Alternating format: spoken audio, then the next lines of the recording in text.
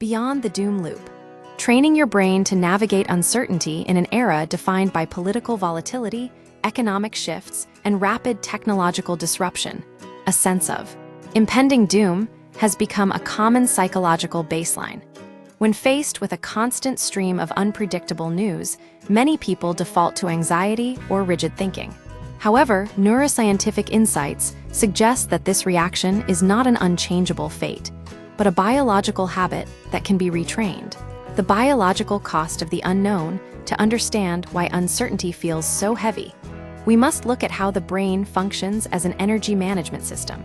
The brain is an incredibly expensive organ in terms of metabolic energy.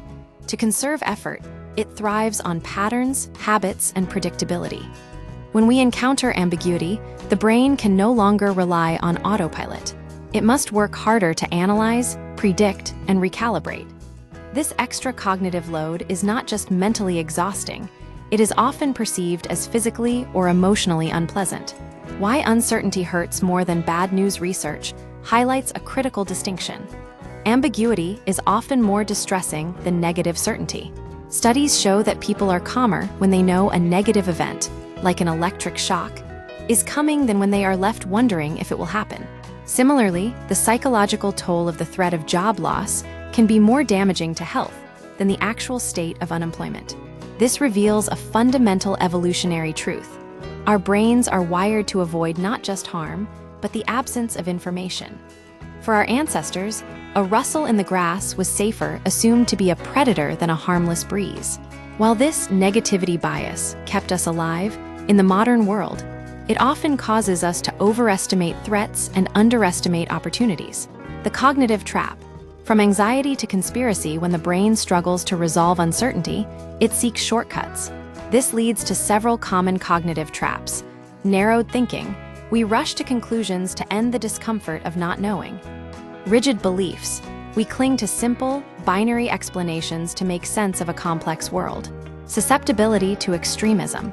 In extreme cases, the urge to impose order on chaos makes individuals vulnerable to conspiracy theories, which provide a false sense of certainty.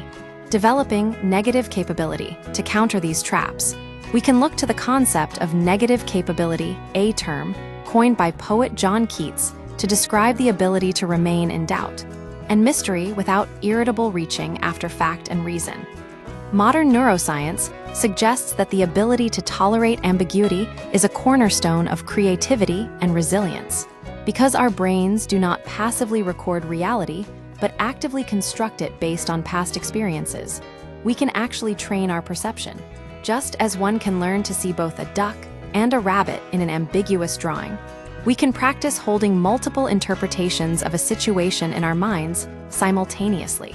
Practical strategies for mental flexibility. Shifting from a mindset of doom to one of possibility requires intentional practice.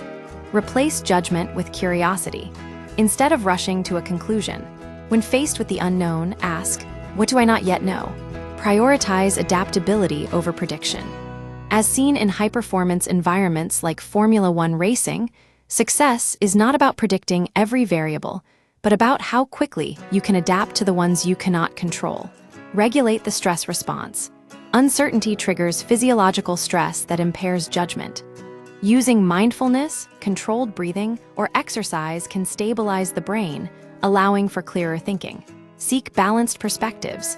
Avoid both catastrophizing, expecting the worst, and optimism bias, unrealistic wishful thinking. Aim for a middle ground of informed realism. Curate your environment. Emotions are contagious. Surrounding yourself with reflective, open-minded people can help buffer against the fear-driven cycles prevalent in digital spaces. Uncertainty is not something to be eliminated, but something to be managed. It is an inevitable feature of life that can serve as a catalyst for learning rather than a source of paralysis. Conclusion: the goal is not to become blindly optimistic, but to develop the cognitive skill of ambiguity tolerance. By treating uncertainty as a prompt for exploration rather than a signal of danger, we protect ourselves from both delusion and despair, ultimately opening the door to new possibilities.